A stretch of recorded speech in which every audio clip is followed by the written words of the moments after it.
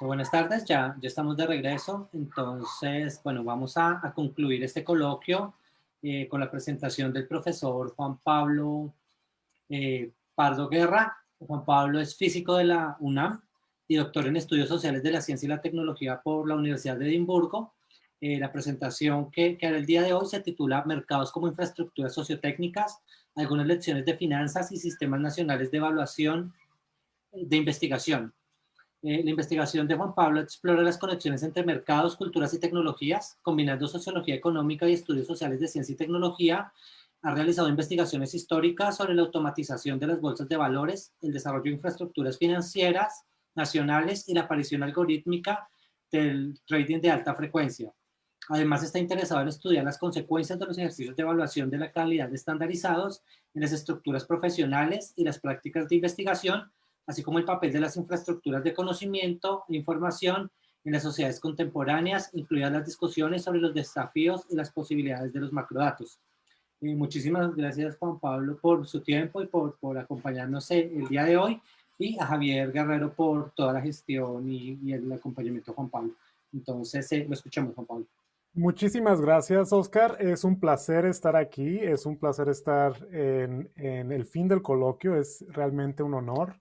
Y quiero agradecer también a Javier Guerrero por la invitación y por haber organizado esto. Es francamente maravilloso. No he dado una plática en español en un montón de tiempo, entonces tal vez me tropiece por aquí y por allá con términos. Entonces espero que todo vaya lo mejor que pueda ir. Entonces, hoy voy a presentar, déjenme compartir la pantalla.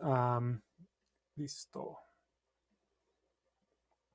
Hoy voy a hablar un poco sobre mi investigación y voy a tratar de vincular dos proyectos que son aparentemente muy diferentes, uno sobre automatización de bolsas de valores y otro sobre sistemas nacionales de evaluación de conocimiento y de ciencia, a través de esta idea de infraestructuras, mercados y lo que pueden aportar los estudios de ciencia y tecnología para entender la creación de mercados. Y esto viene de mis intereses. Yo me defino como un sociólogo económico que combina y utiliza la literatura de estudios de ciencia y tecnología para entender y reanalizar el lugar y el papel de los mercados en las sociedades contemporáneas.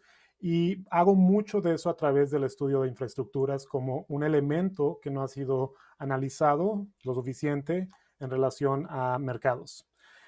La forma de enmarcar o de explicar el hilo que conecta estos dos temas, estas dos investigaciones, es un dicho que existe en Europa desde hace al menos 400 años y que se conecta al imaginario moderno de los mercados de una forma directa, que realmente condensa qué es lo que pensamos sobre los mercados y qué es lo que pensamos sobre los agentes que participan del mercado y los elementos que hacen a los mercados distintivos.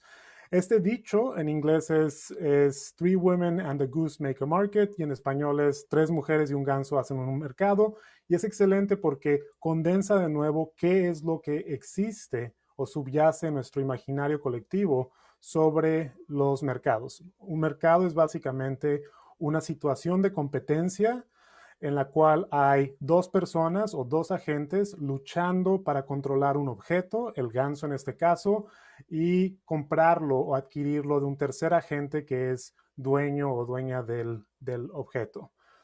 Esta visión de mercados es plenamente o puramente transaccional. Se enfoca sobre todo en las transacciones como la base y lo importante de los mercados. Y es una visión que vemos en la literatura sociológica, antropológica y política de los últimos 200 años. Es una visión que, por ejemplo, define la sociología económica contemporánea, aún la sociología económica más reciente, que considera culturas y considera las variaciones en los patrones de compra y venta y de interacción económica a lo largo del mundo, se enfoca en este paradigma transaccional. Ahora, los estudios de ciencia y tecnología han aportado mucho a una nueva visión de mercados, al apuntar los mercados como realizaciones infraestructurales, como productos de conjuntos sociotécnicos que son necesarios para mantener al mercado, como procesos multidimensionales en los cuales no solo hay una interacción de compra y venta o un proceso de transacción, sino cosas mucho más complejas, llenas de significados y de acciones que no son plenamente económicas. Han también presentado los mercados como espacios burocráticos en los cuales la burocracia convencional que normalmente asociamos con cosas que no son mercados adquieren de hecho importancia y son sobre todo estudios que han mostrado el mercado como una cosa que tiene que ser mantenida y reproducida a lo largo del tiempo. Entonces, lo que voy a hacer es utilizar estas ideas para presentar dos casos. El primero es sobre la automatización de la Bolsa de Valores de Londres y el segundo es sobre cómo esta visión de mercados nos ayuda a entender los procesos de evaluación del conocimiento hoy en día. Entonces, comencemos con el primer caso de la Bolsa de Londres. Y este caso se refiere a un libro que salió en 2019 en donde trato de entender algunos de los procesos que subyacen la reinvención del sistema financiero, sobre todo el sistema financiero con relación a acciones en compañías, en los últimos 30, 40, 50 años. ¿Por qué estudiar esta parte del sistema financiero, en específico bolsas de valores, que parecen ser objetos hasta anticuados? Son objetos que han existido o instituciones que han existido por más de 250 años, no parecen ser realmente centrales en los sistemas que importan en la financialización global, parecen ser casi, casi intrascendentes, dado que han existido ahí desde hace mucho tiempo. ¿Por qué estudiar estas bolsas de valores? ¿Por qué estudiar esas instituciones?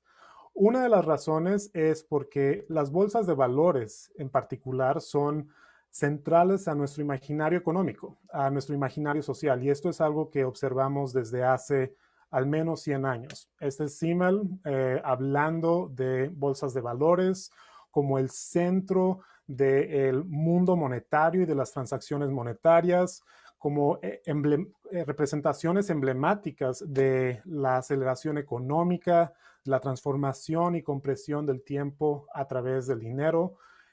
Decididamente las bolsas de valores representan la esencia del capitalismo moderno en muchos sentidos y representan esta abstracción de lo real en instrumentos y en acciones que parecen estar removidas de una realidad económica. Y esa es una forma en la cual hemos abordado bolsas y por lo cual las bolsas de valores son objetos de estudio interesantes. La otra, claro, es que las bolsas de valores hoy en día son espacios plenamente tecnológicos, son espacios que son conformados, son creados, son mantenidos por un conjunto de artefactos, de prácticas tecnológicas que importan centralmente a cómo ocurren los procesos de compra-venta dentro de estas instituciones.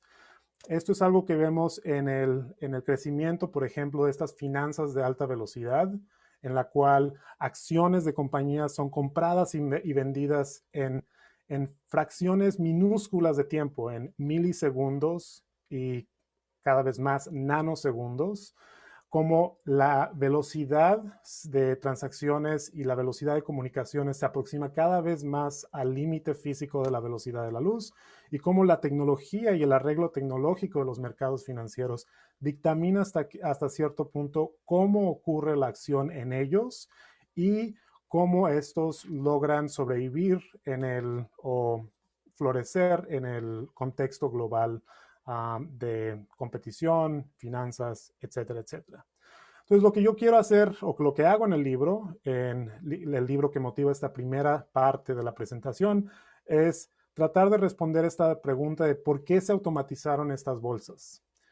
Parece ser una pregunta absurda porque todo se ha automatizado recientemente o a lo largo de los últimos 30, 40 años, pero no es absurda, dado que las bolsas tradicionalmente eran propiedad de los miembros de las bolsas, las personas que compraban y vendían acciones en esas instituciones. Para estas personas, mantener el sistema lo menos automatizado posible valía la pena. Una menor cantidad de automatización hacía que los lucros fueran mucho mayores. Entonces, de hecho, existía una paradoja en el proceso de automatización porque era algo que atentaba contra los intereses de los dueños de las bolsas, de los miembros de las bolsas de valores.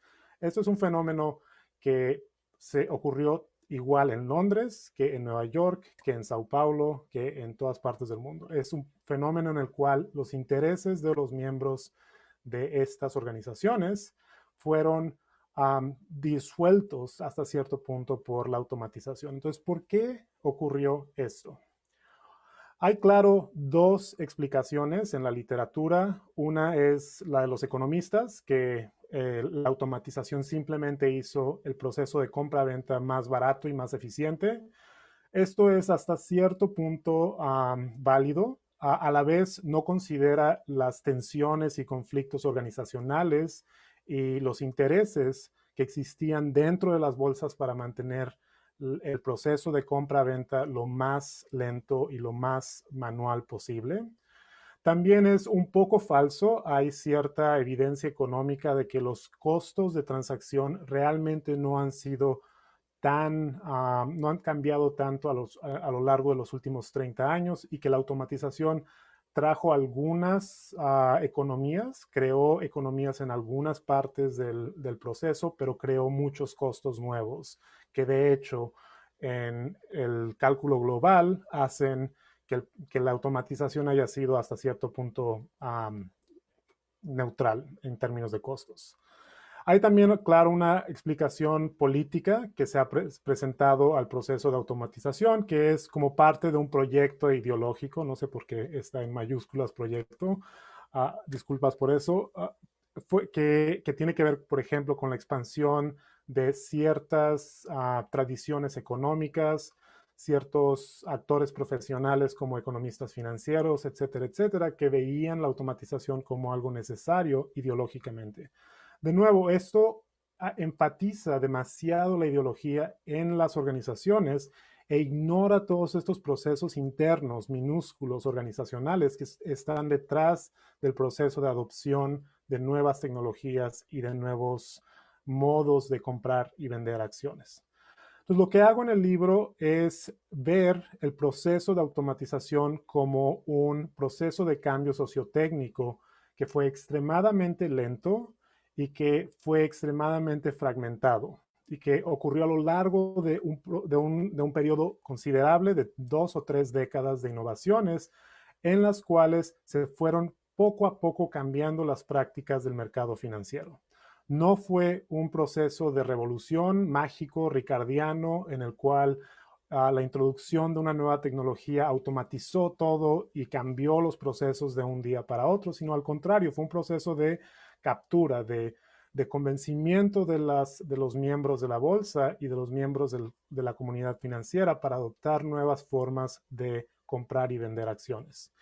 Y la observación aquí es que mucho de esto se basó en quienes construían las infraestructuras, en quienes construían los sistemas que vinculaban distintas partes del mercado y que poco a poco hicieron el mercado una forma digital, un sistema plenamente digital. En el libro exploro dos casos. Uno es el de la Bolsa de Valores de Londres y otro es el Sistema Nacional de los Estados Unidos.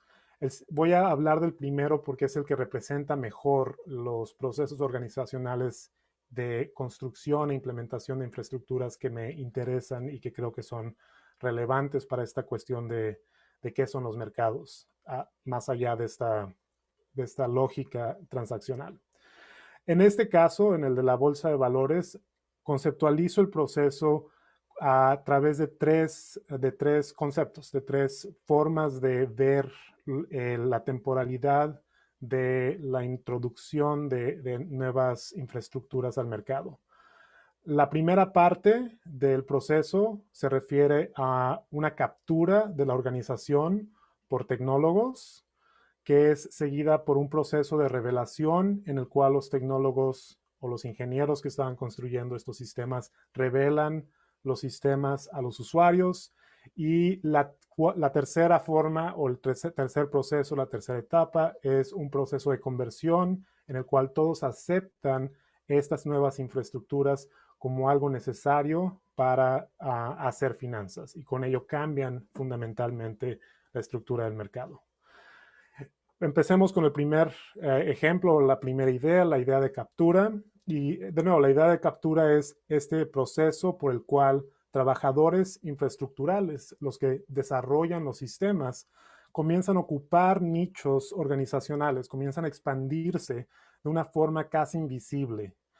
Esto se basa mucho en ideas que los politólogos tienen sobre, por ejemplo, cambio institucional, y es este proceso lento de pequeñas modificaciones y pequeñas mudanzas en el sistema que son invisibles al corto plazo, pero que tienen repercusiones tremendas en el largo plazo.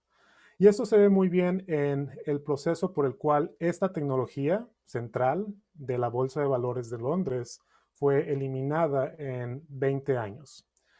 Esta es una foto del piso de remates de la Bolsa de Londres de alrededor de 1968-1967, y muestra la profundidad cultural y la densidad cultural de esta organización. Esta era la tecnología más importante de del mercado.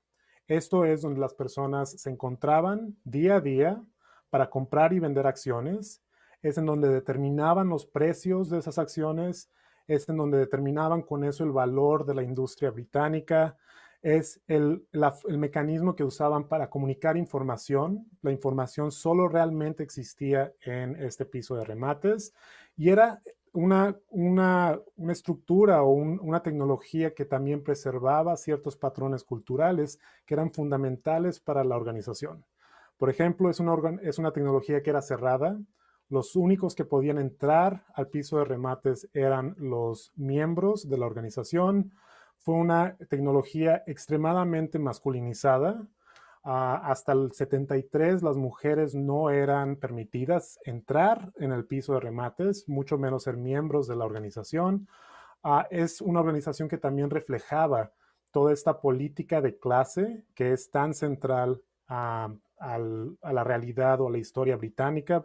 Pueden ver por ahí algunas personas con estos sombreros altos de copa que para los 68 o para el 68 eran raros, pero que sin embargo eran usados para simbolizar todo este capital cultural y capital de clase. De nuevo, era una tecnología central que creaba una hermandad en el mercado, que era el mercado y que mantenía todo bajo el control de estos individuos. ¿Cómo es que pasaron de esto a un sistema electrónico? Es realmente la pregunta que trato de contestar con estos tres conceptos de captura, revelación y conversión. Lo que hay que observar de esta tecnología es que era extremadamente costosa en términos de labor, de trabajo.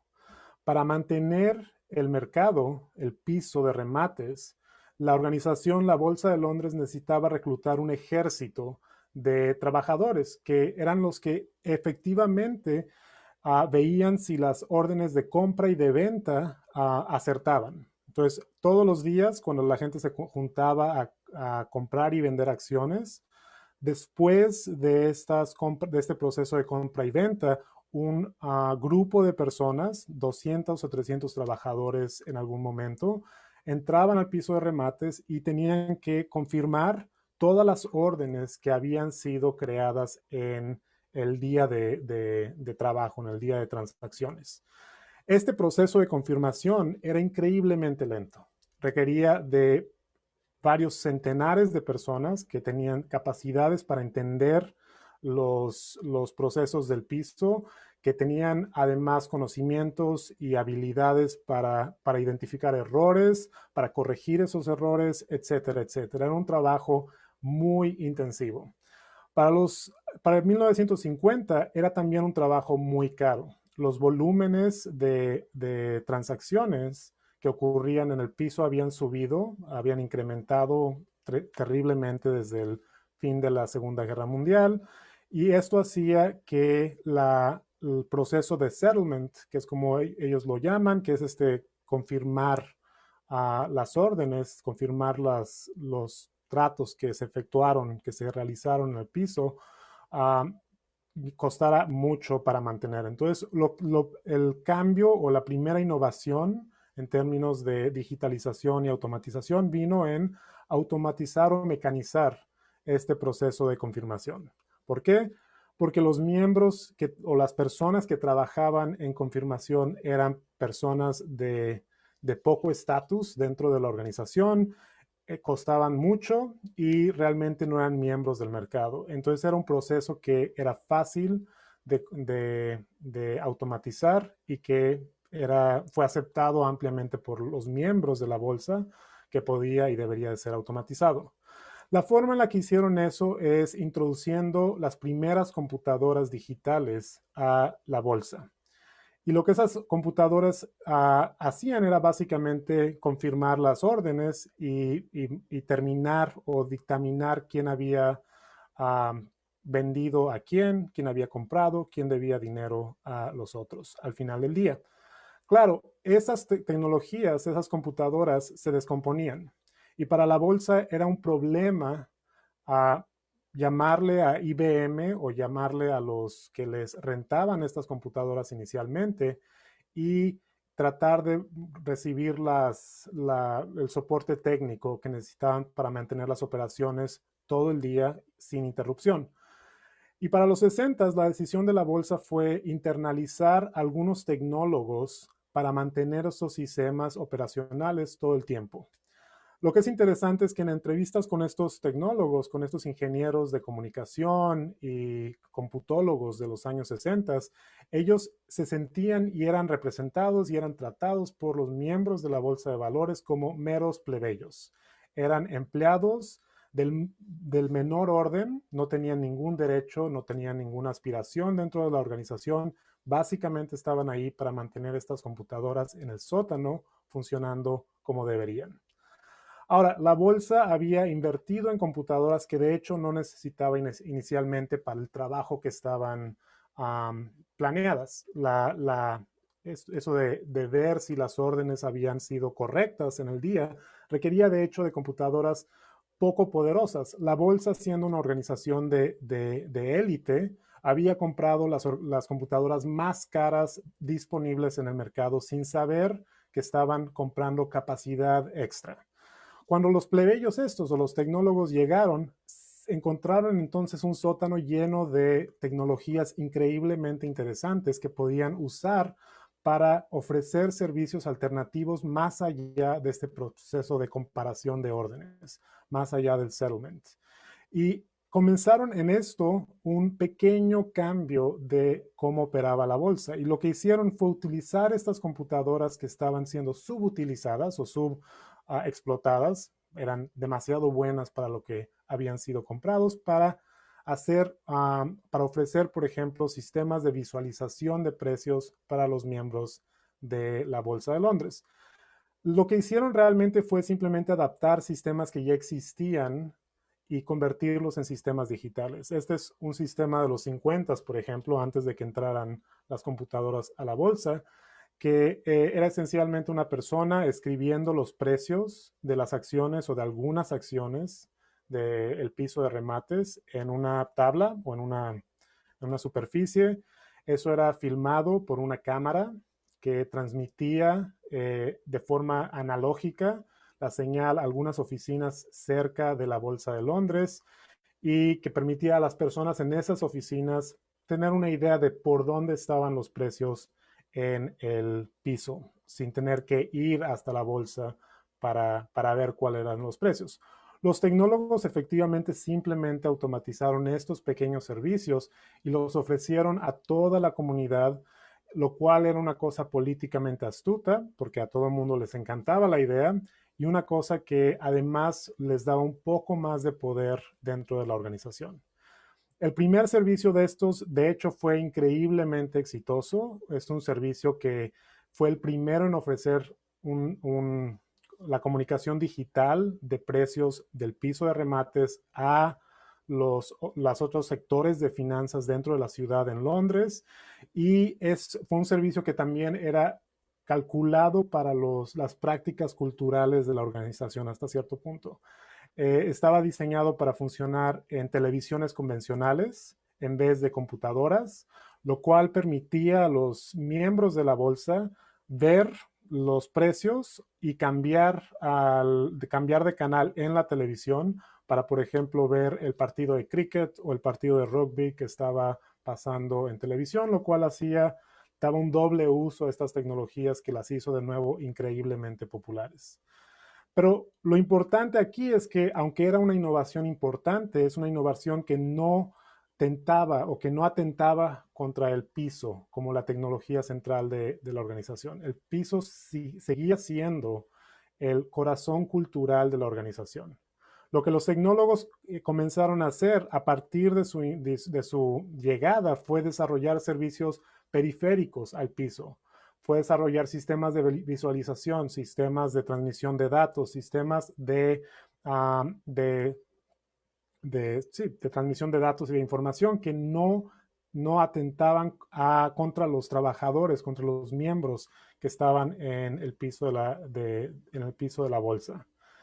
Para los 80s, eso comenzó a cambiar, o eso cambió radicalmente cuando la bolsa de valores fue obligada a adoptar un sistema electrónico por el gobierno, el cual habría competido o habría coexistido, de hecho, con el piso de remates que existía en la época. Las autoridades de la bolsa no creían que el piso iba a desaparecer nunca. Ellos estaban convencidos de que el piso era una tecnología tan central que cualquier innovación que los tecnólogos ofrecieran iba a ser secundaria e iba a ser inferior. Los tecnólogos para entonces habían desarrollado tantos sistemas alrededor del piso y habían desarrollado tantas aplicaciones que emulaban el piso, que ellos estaban confiados de que lo que habrían a introducir en 1986, que es este momento de cambio en la bolsa, sería radical. La organización no creía lo mismo, pero de hecho los tecnólogos tenían toda la razón. Ellos desarrollaron sistemas que efectivamente eran sistemas que lograban representar o lograban emular el estar en el piso, la situación informacional y la situación cultural y la situación de estar físicamente en el piso, y que en un par de semanas después de su introducción, efectivamente llevaron a que el piso fuera abandonado, el piso de remates. Esto llevó 25 años, 30 años. Fue un largo proceso en el cual los tecnólogos fueron desarrollando cosas periféricas. Pero al desarrollar todas esas tecnologías periféricas, poco a poco transformaron la lógica de la organización e hicieron el piso de remates completamente inexistente o completamente innecesario. De nuevo, pocas semanas después de haber introducido uno de estos sistemas, esta pantalla que estoy mostrando, los que estaban en el piso, los miembros de la bolsa que habían estado convencidos que el piso era una tecnología esencial, abandonaron esa tecnología en un par de semanas porque era ahora inconveniente. Era de hecho menos eficiente que estar enfrente de una pantalla. Este fue un proceso que fue facilitado claramente porque los tecnólogos, aunque eran esta fuerza que estaba produciendo todos los cambios, nunca sufrieron de una contracción económica importante durante este periodo. Durante los 30 años en los cuales desarrollaron estas tecnologías, la bolsa hacía dinero en cantidades históricas. Nunca había estado tan bien y nunca había generado tanto lucro y nunca había generado tantos servicios que eran una fuente de ingresos para la organización. Esto cambió, sin embargo, en 1987, después de una contracción global en los mercados financieros, cuando los costos de todos estos sistemas que habían crecido a lo largo de los 30 años comenzaron a superar los ingresos que generaban. La bolsa decidió entonces que lo mejor era deshacerse de los tecnólogos, contratar una compañía menor para desarrollar los sistemas, despidió a los 3,000 tecnólogos que formaban parte de la organización y con ello se transformaron totalmente y se volvieron básicamente una organización mucho más conservadora en la cual ya no había innovaciones internas. Todo era manejado por una compañía externa, Arthur Andersen, unos consultores que fueron los que se encargaron del desarrollo tecnológico de la bolsa a partir de entonces. Sin embargo, los tecnólogos que habían trabajado en la organización no desaparecieron, sino que se fueron a otros nichos dentro de la ecología de las finanzas de Londres y establecieron ahí iniciativas que a lo largo del tiempo cambiaron de nuevo la lógica de la Bolsa de Londres, obligaron a la Bolsa de Londres a cambiar sus sistemas y hacerlos aún más digitales.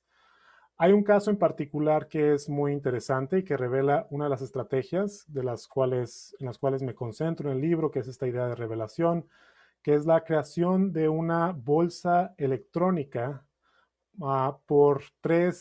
fue fundada por tres trabajadores importantes de la Bolsa de Londres que habían sido responsables de desarrollar muchos de los sistemas electrónicos de la organización. Cuando ellos fueron despedidos y cuando dejaron la Bolsa de Londres, ellos continuaron sus esfuerzos para digitalizar las finanzas. Ellos ya estaban convencidos de que el futuro era totalmente automático y digital y establecieron su propia bolsa, una bolsa electrónica, una bolsa que no tenía piso, una bolsa que era pequeña y una bolsa que estaba basada 100% en tecnologías digitales. Era una bolsa radical en todos los sentidos. Era radical en términos de a quién tenía como miembros. Ellos hasta se refirieron a ella como la bolsa del pueblo, porque en teoría reducía los costos tanto que hacía el proceso de compra-venta algo que cualquier persona podría acceder. Era también una bolsa radical en términos de dónde estaba. No estaba localizada en este corazón cultural de las finanzas de Londres, en la City, sino que estaba en un lugar nuevo donde estaban surgiendo muchas organizaciones culturales y creativas, de toda esta lógica Silicon Valley que ellos estaban emulando. Era radical también en términos de cómo los dueños o los fundadores de la bolsa se presentaban al público. Esta es una foto de ellos del 93 que que los muestra vestidos como Steve Jobs. De nuevo, era esta venta de tecnologías radicales que iban a cambiar el sistema. Pero lo más importante o lo más relevante tecnológicamente es que esta bolsa se basaba en un constructo, en una tecnología que era muy diferente a lo que existía en Londres en ese momento, que era el libro de órdenes, el libro electrónico de órdenes, que es esencialmente una lista de las acciones con precios de compra y precios de venta, con diferentes volúmenes a los cuales las personas están dispuestas a comprar y vender acciones y que cuando entran las acciones o las órdenes de comprar y vender son automáticamente procesadas y reflejadas en el mercado. Esto es un sistema que permite automatizar totalmente el sistema financiero. Es algo que no existía aún en Londres. La Bolsa de Londres seguía usando un sistema que requería a las personas a comunicar sus órdenes por teléfono, por ejemplo. Esto era totalmente radical. Era radical en muchos sentidos. Era radical en culturalmente, tecnológicamente y también visualmente. La bolsa era una pantalla en donde ocurría absolutamente todo. Este es uno de los fundadores de esta bolsa de valores, Michael Waller-Bridge, que está mostrando la interfase gráfica del sistema de TradePoint y era radical en esa época. Era básicamente una hoja de Excel glorificada en la cual era difícil confiar. para un inversionista, para un banco, por ejemplo, confiar en que esta base glorificada de Excel iba a funcionar tan bien como la Bolsa de Londres, que llevaba ahí 250 años, era una inversión de fe enorme.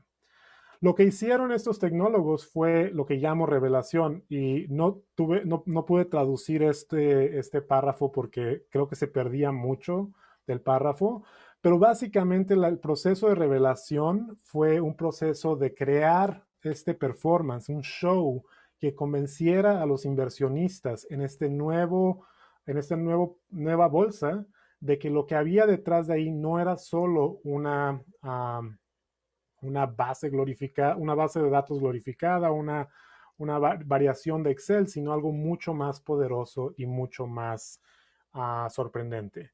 Este es Michael Waller-Bridge, el fundador, hablando de la técnica esta que utilizaron y él recuerda cómo las computadoras que usaban eran computadoras comerciales, eran probablemente del tamaño de un sofá y los inversionistas decían, debe ser una computadora enorme, absolutamente enorme para lidiar con un mercado electrónico. Pero de nuevo, eran computadoras pequeñas. Y lo que hicieron para convencer a las personas fue pedirle al que se encargaba de operaciones de este nuevo mercado electrónico que saliera a comprar una pipa enorme como esas que aparecen en películas de James Bond y tienen esta pipa con cables y con un montón de cosas saliendo de un cuarto en donde tienen en la puerta escrito cuarto de computadoras y ponen esta pipa saliendo, toda la parafernalia y cuando llegan los inversionistas les dicen, ahí está la computadora. No podemos entrar porque ese es el cuarto de la computadora, pero ahí está la computadora que está manejando este mercado. Y con ese show, con ese performance, con esa realización teatral, ellos lograban convencer a los inversionistas de que este era un mercado con poder, con profundidad y con de hecho, bastante sustancia.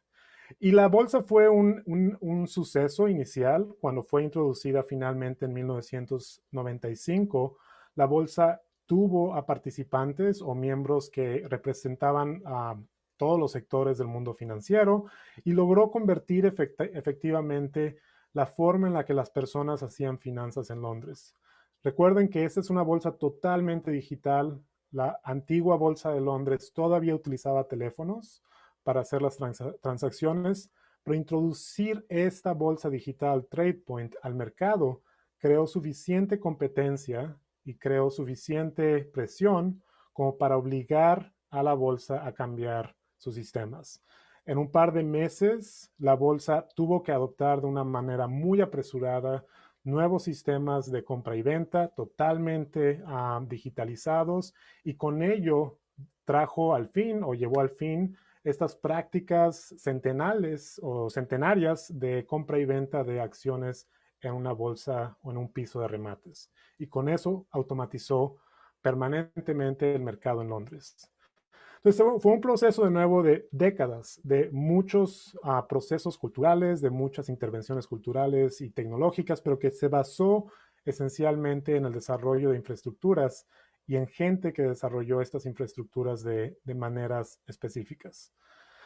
Entonces, ¿por qué automatizaron los mercados? Bueno, claramente porque la gente usó estos sistemas nuevos automatizados, entonces sin la adopción de estos sistemas habría sido imposible la automatización, pero también porque hubo un trabajo constante y de largo plazo de tecnólogos, de ingenieros de mercados, de un montón de personas y de técnicos, de expertos que transformaron la fábrica, el tejido del sistema con sus infraestructuras. Infraestructuras que eran que fueron por mucho tiempo invisibles, pero que a lo largo de varios años de innovaciones se acumularon lo suficiente como para transformar la operación de la organización. Entonces sí, 3 mujeres y un ganso son un mercado, pero dependen también de un conjunto de tecnologías que hacen el proceso de compra y venta posible. Me quedan un par de minutos, entonces voy a hacer súper rápido con lo otro, que es un nuevo proyecto y tiene que ver con otro tipo de mercados, mercados que son tal vez mucho más cercanos a nuestro cotidiano, que son los mercados académicos. Y los mercados que estudio en este caso son sistemas de evaluación de la investigación en el sector público. Son mercados que conocemos en todos lados. En México tenemos esos. En Estados Unidos hay mercados similares hasta cierto punto. Pero el que estudio en particular es el mercado británico, el sistema británico de evaluación, que desde 1986 le ha dado valor a los departamentos, le ha asignado valor a los departamentos de acuerdo a qué tan bien representan la disciplina, de acuerdo a la calidad de trabajo que producen los investigadores que trabajan ahí. Y mi interés con esto es pensar en estos sistemas de evaluación como cuasi mercados, como sistemas que dan valor, que determinan valor y que al determinar valor cambian las condiciones del mundo y cambian los productos que están evaluando, en este caso, el conocimiento. Los sistemas que en particular se llaman los Research Assessments, que existen de nuevo desde 1986 y que consisten en evaluaciones de los académicos a lo largo de 4 posibles categorías. El trabajo es o reconocido nacionalmente, o reconocido internacionalmente, o internacionalmente excelente, o de liderazgo internacional. Cada 5 años más o menos, todos los trabajadores del sistema educativo británico tienen que enviar sus trabajos, 4 de sus trabajos más relevantes, para ser evaluados por paneles de colegas que le dan a cada trabajo 1, 2, 3 o 4 estrellas según esta lógica de calidad. Con eso, el gobierno logra determinar quién va a recibir más financiamiento para la investigación, bajo la lógica de que aquellos que hacen la mejor investigación merecen más dinero para preservar esa calidad de investigación. Entonces, esto crea hasta cierto punto un mercado de conocimiento. Está cuantificando y discriminando el tipo de conocimiento que se produce, está disciplinando ese conocimiento muy directamente, organizando el mundo a través de ciertas jerarquías y asociando esas jerarquías a recursos económicos, a fondos públicos para la investigación. Y lo que hago en un nuevo libro que se llama The Quantified Scholar, que es sobre la cuantificación de los académicos, es ver esta pregunta de cómo cambia el mercado, los productos que están dentro de él, cómo cambia en este caso el conocimiento.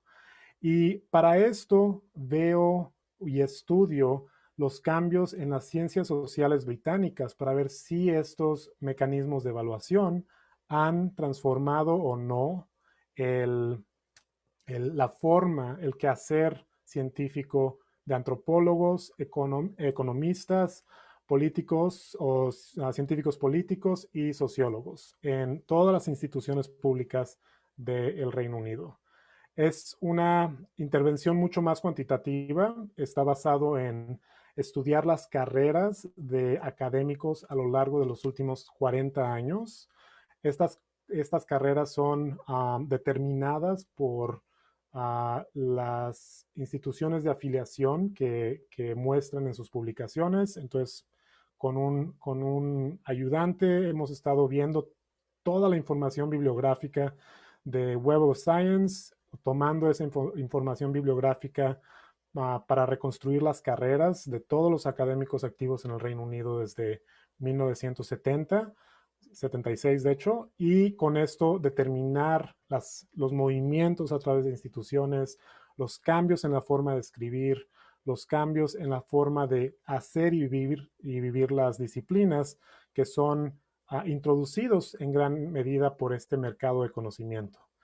Y lo que hemos observado en este proceso, utilizando un montón de recursos computacionales que nos permiten comparar la similaridad de textos, por ejemplo, que nos permiten comparar si un académico es más o menos similar a los colegas que tiene la institución, que nos permiten determinar o aproximar el género de un académico dado su nombre.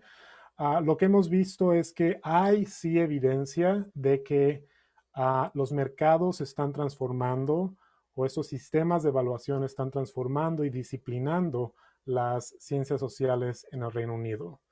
Vemos que, por ejemplo, las mujeres en ciencias sociales son mucho más móviles que los hombres, pero que la movilidad de las mujeres está relacionada con menores incrementos en el estatus que la movilidad de los hombres. Las mujeres suelen moverse de instituciones de más estatus a menos estatus y es muy poco frecuente ver mujeres que aumentan su posición en la escalera académica en estas transiciones de trabajo.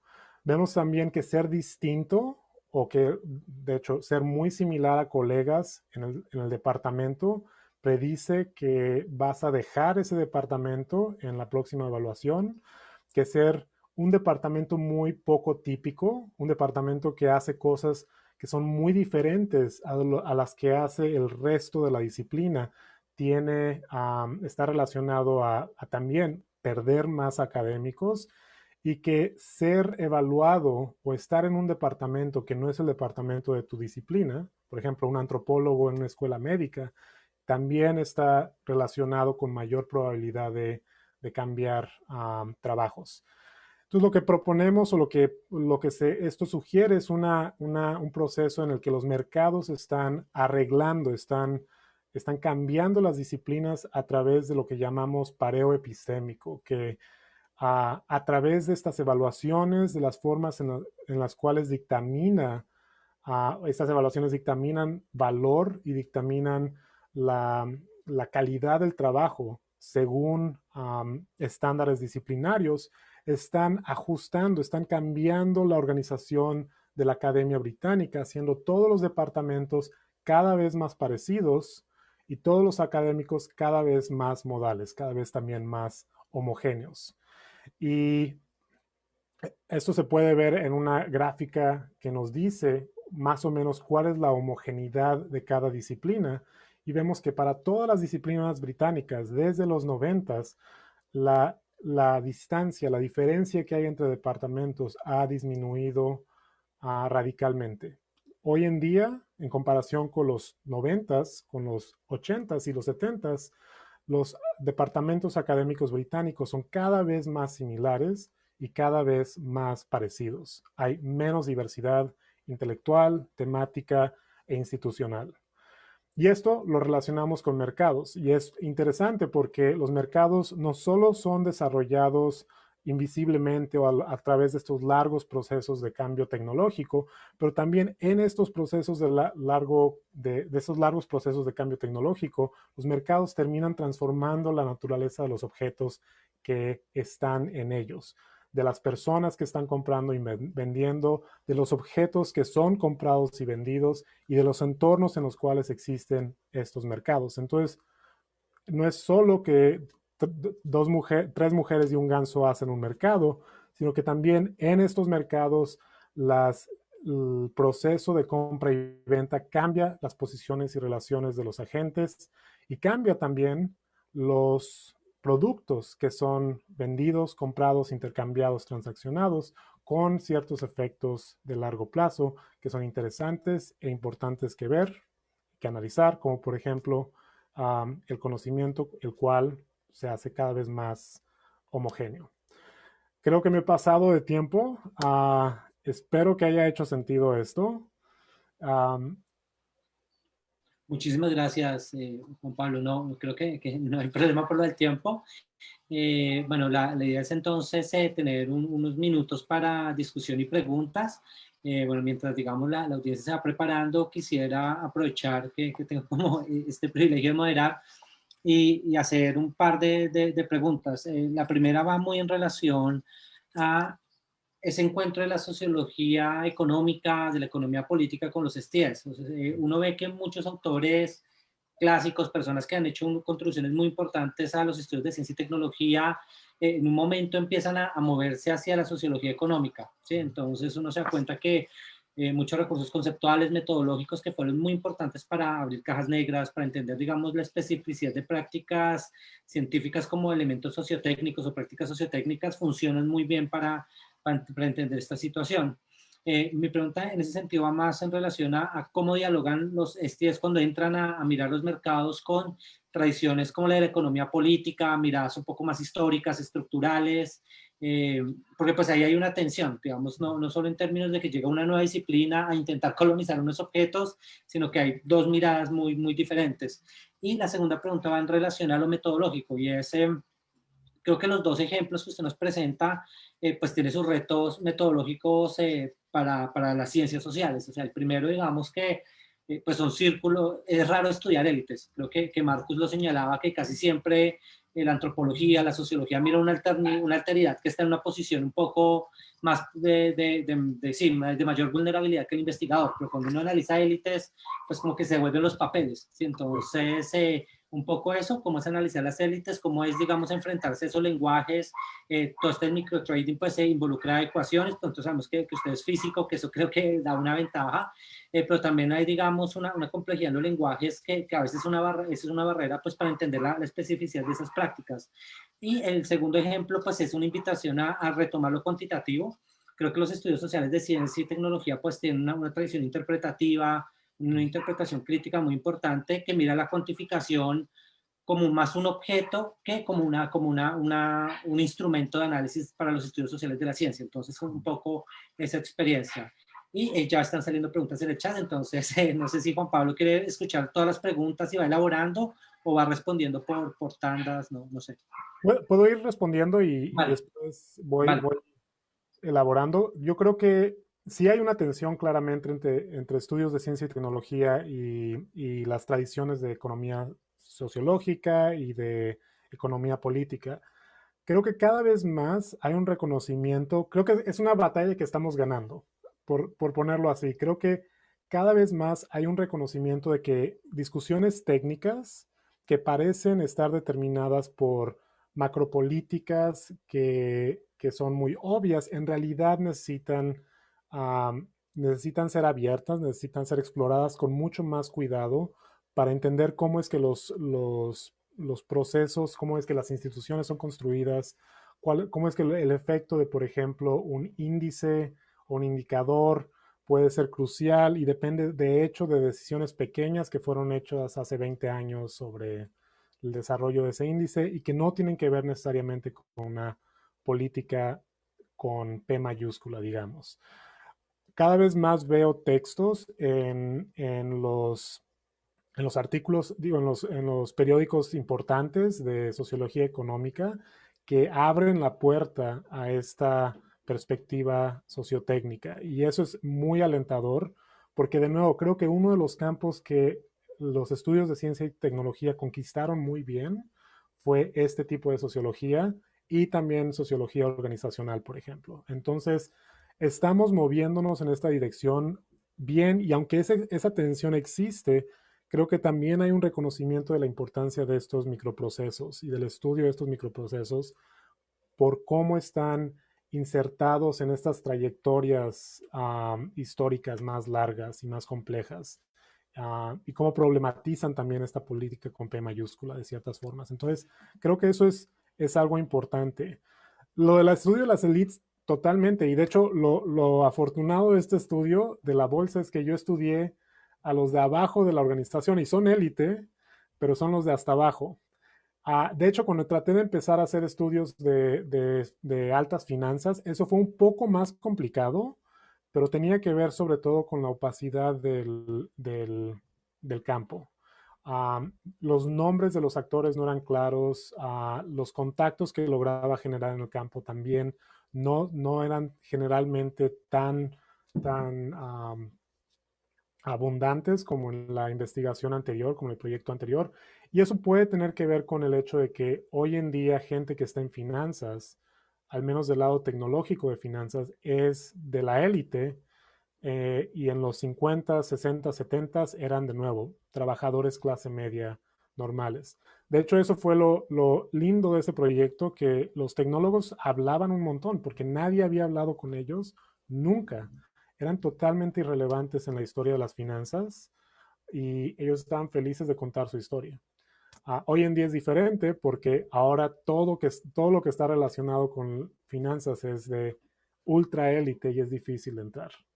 Um, y eso es un problema que pasa, que en general este tipo de estudios que se relacionan con actores que están en la cima de la jerarquía um, van a confrontar. Yo creo que hay este punto de los métodos cuantitativos, es interesante porque yo no creo en los métodos cuantitativos como la forma de encontrar la respuesta única a un problema, pero yo creo que es bueno tener una cierta sensibilidad a incorporar varias perspectivas y ser claro sobre los límites que cada perspectiva está contribuyendo, pero también lo que nos está apuntando que es importante del proceso. Entonces, por ejemplo, en este nuevo proyecto tengo todos estos análisis computacionales y de trayectorias, etcétera, etcétera, pero todo eso también depende o hace sentido solo en relación a entrevistas y trabajo de observación y trabajo en documentos y en archivos. Esos dos se complementan y uno no es mejor que el otro. Uno te dice ciertas cosas sobre el proceso, te permite ver cosas que, aunque sabemos que son falsas, pero son útiles, como por ejemplo esta gráfica. Sabemos que las disciplinas no son una línea, pero es interesante ver que temáticamente las disciplinas son mucho más homogéneas hoy en día que hace 30 años, viendo las palabras que usan, etcétera, etcétera. Y sabemos que esto es falso, es una representación a fin de cuentas falsa, pero es una representación falsa que es útil cuando se pone en conversación con las entrevistas de gente en estas disciplinas. Y creo que eso es algo importante en estudios de ciencia y tecnología que está cambiando tal vez en algunos sentidos, sobre todo en gente que hace algoritmos y dados y todo eso que utilizan e incorporan estudios cuantitativos de forma crítica. Y creo que eso una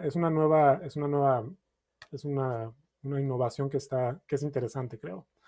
Y sí, aquí hay unas preguntas. Hay una que es voy a empezar, creo que esta es la primera. Sí. Es, describo típicamente un proceso de estratificación como los descritos por el funcionalismo en los 70s, más allá de los algoritmos y las bases de datos, ¿en qué radica la novedad de esta nueva estratificación? Yo creo que mucho de la historia es reinvención, entonces no creo que hay, o sea, creo que hay cierta novedad. La novedad aquí creo que está, al menos en el caso de la historia de la bolsa, que es un proceso que fue de cierta forma invisible para todos los actores que estaban en el mercado. Lo que es sorprendente de esto es que si vas a las fuentes, a los periódicos, por ejemplo, de los 70s y 80s, hay muchas visiones futuristas de cómo son las finanzas en el año 2000, que no tienen nada que ver con cómo de hecho son las finanzas hoy en día, pero había poco reconocimiento de todo lo que estaba sucediendo al nivel de la infraestructura. Y eso fue, creo que lo interesante de ese caso, que mucho de este cambio fue totalmente invisible para los actores del mercado. Y es un cambio importante porque yo creo que muchas organizaciones cambian no porque hay una lucha clara entre varios grupos que están tratando de imponer su lógica sobre la organización o su cultura o una visión del mundo. A veces es simplemente porque se acumulan muchos cambios que a lo largo del tiempo te obligan a tomar ciertas decisiones.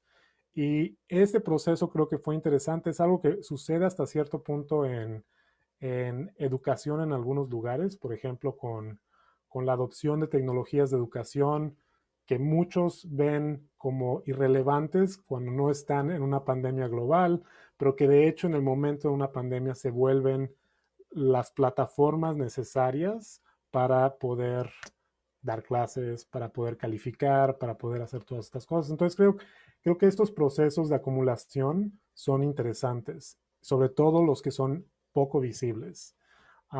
Entonces esa sería tal vez una diferencia, porque no fue bien funcionalista, fue ligeramente diferente. Creo que tenía que ver con esa invisibilidad de los procesos. Después hay una pregunta del mundo académico latinoamericano, donde no hay tanta... Exacto, entonces una de las cuestiones o de los contrapuntos que he estado pensando es cómo funciona esto en otros sistemas.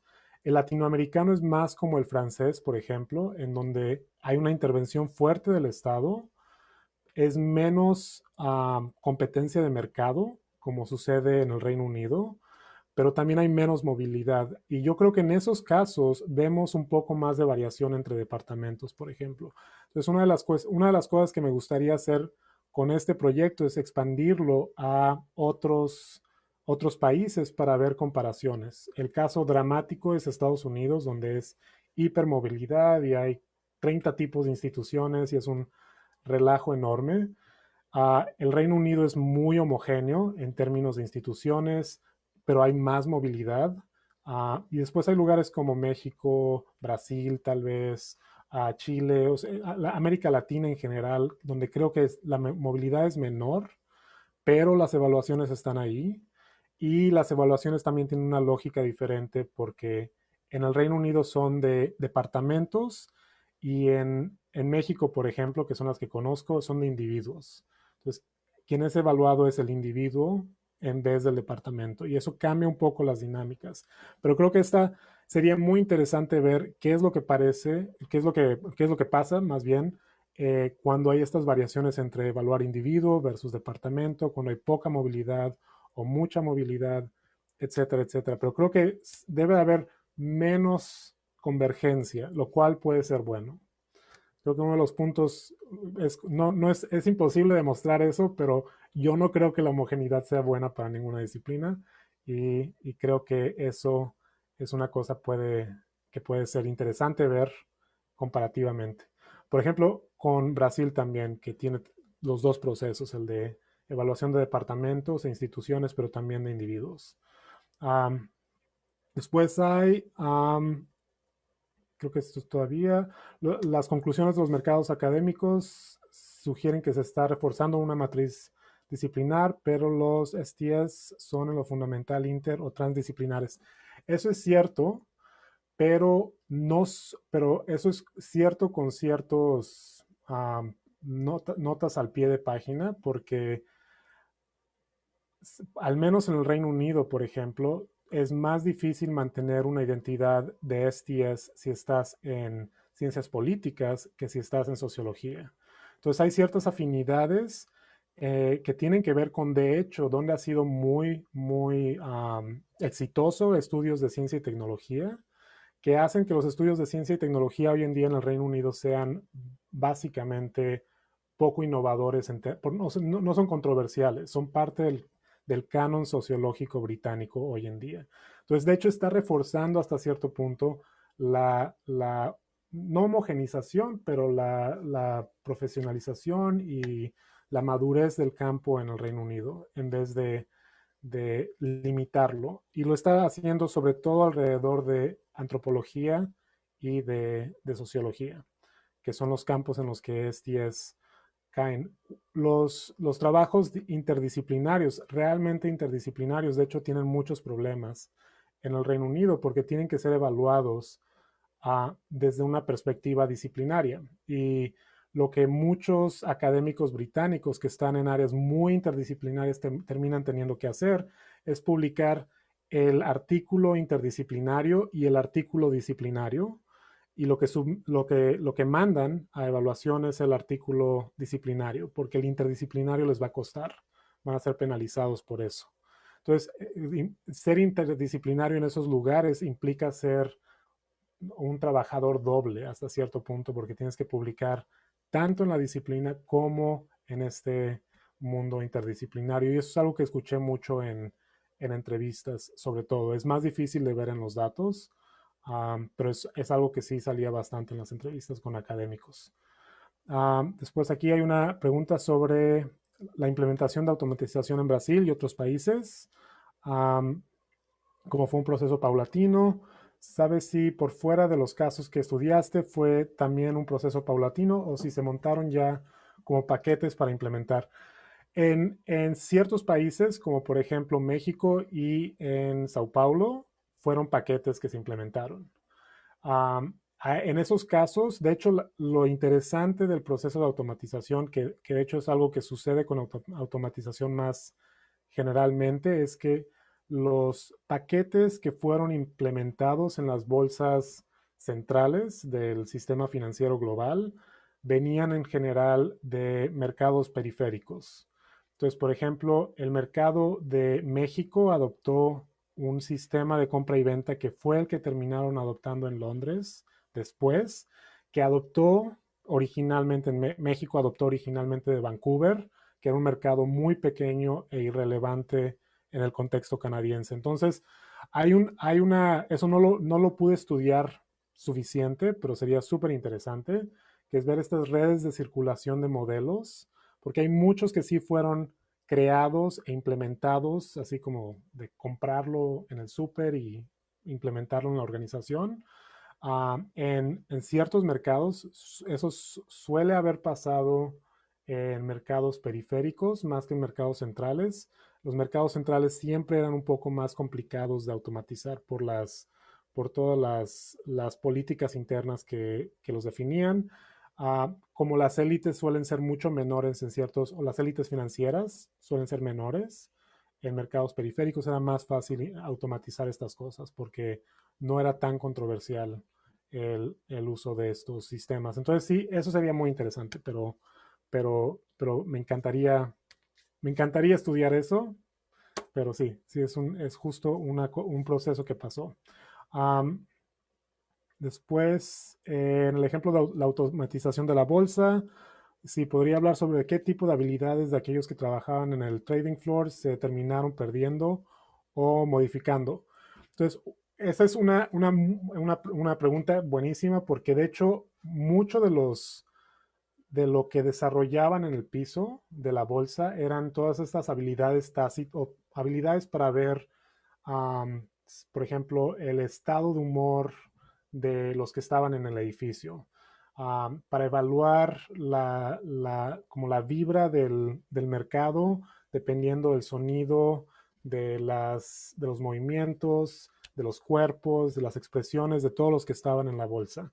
Y esto muchos piensan que se perdió, pero de hecho muchos de los que tienen experiencia en el piso de remates hoy en día están trabajando, diseñando estrategias para mercados de alta velocidad, porque muchas de las lógicas de, por ejemplo, mandar este corredor por aquí para que llegue su orden primero al puesto de esta compañía, en vez de mandarlo por la derecha, funciona en el mundo digital. Entonces, de hecho, hay mucho de las experiencias y de los conocimientos tácitos que se desarrollaron en el piso de remate o que ahora están siendo utilizados para desarrollar algoritmos en sistemas totalmente digitales. Y eso es algo que creo que es una continuidad muy linda entre los dos mercados porque la lógica del mercado sigue siendo la misma, sigue siendo una lógica de velocidad, de tratar de leer las señales que ves dentro del mercado y de tratar de utilizar eso para incrementar lo más que puedas tus lucros. Entonces, todo eso sigue ahí de otra forma y mezclado con todas estas actividades algorítmicas digitales en los mercados estos de altísima velocidad. Bueno, muchísimas gracias Juan Pablo por la presentación y por la generosidad con las preguntas. Eh, Esperamos tener la oportunidad de volverlo a invitar. Creo que toda esta, digamos, estos análisis pues abre una veta enorme de preguntas y de posibles, digamos, colaboraciones. Estaba pensando el asunto de las commodities, el asunto, digamos, de estos centros y periferias en mercados financieros internacionales. y cómo, digamos, ese caso que uno ve histórico en una bolsa en particular, pues se complejiza y pues hay un conjunto de conexiones globales muy, muy poderosas que pues quedan abiertas y que tienen una gran complejidad. Entonces, bueno, muchísimas gracias Juan Pablo por su tiempo, presentación, muchísimas gracias a todas y todos los asistentes. Pues vamos ya finalizando la sesión del día de hoy y los invitamos a todas y todos mañana a las 10 de la mañana para discutir el asunto de constitución de una red colombiana en estudios de ciencia y tecnología. Entonces, bueno, que pasen una feliz tarde y de nuevo muchas gracias Juan Pablo. Muchas gracias. Chao. Muchísimas gracias. Saludos.